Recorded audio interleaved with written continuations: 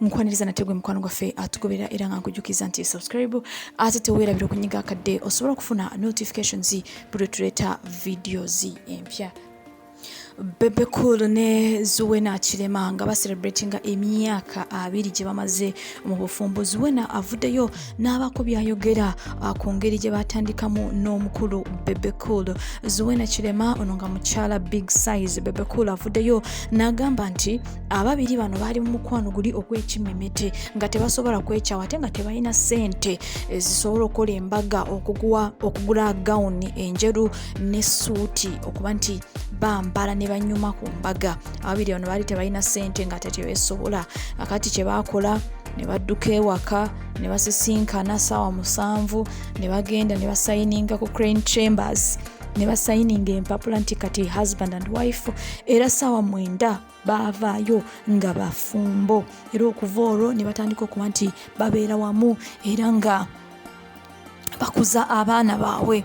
Kati Zuena Chilema avuddeyo n'agamba nti ekintu kino kyamuleetera okuba nti yasanyuka nnyo olw'ensonga nti Bebecool yatandika omuyita mukyala awaka era nga ne waaba nga tebalina kye bakola oba nga tamuyise ye yasigala nga amuyita mukyala.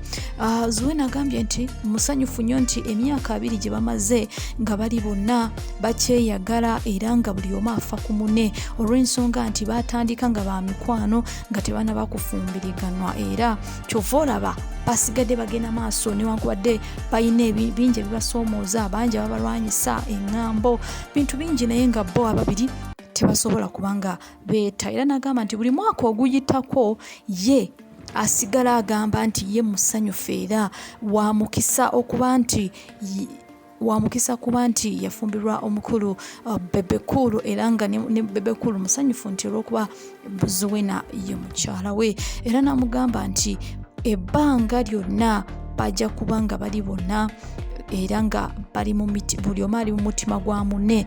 N'amugamba nti I love you my husband, happy 20th wedding anniversary. Mawulire amalala ge tulina olunaku olwaleero, taata wa champion Gudo Yeweze alayidde n'agamba keetonyeke gwake tajja kukkiriza konsati ya mutabani we champion Gudo okuba nti egenda maaso.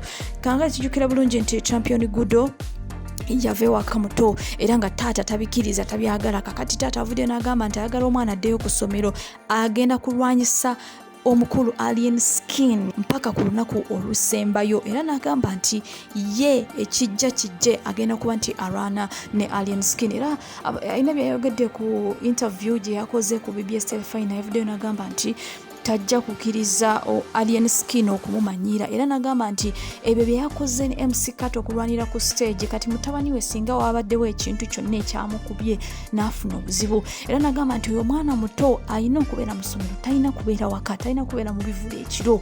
Kakati taata wa champion Gudo avuddeyo n'agamba nti ye ajja kulwanyisa Alien Skin okulaba nti newe kiba kyetaagisa okuyingira amagye atandika okulwana nga gavumenti we yalwanyisa Kony, naye ayagala kuba nti ayingira asobola okuba nti alwanyisa Alien Skin okulaba nti omwana we bamuzayo mu ssomero.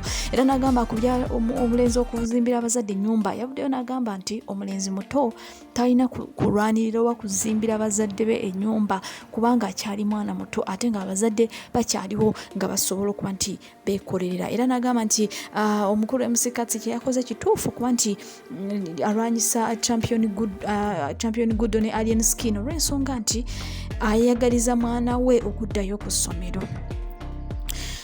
Mawulire amalanaku olwaleero, mukyala Winnie Fire Baby avuddeyo musanyu eringi ng'ayina kawala ke yazaala.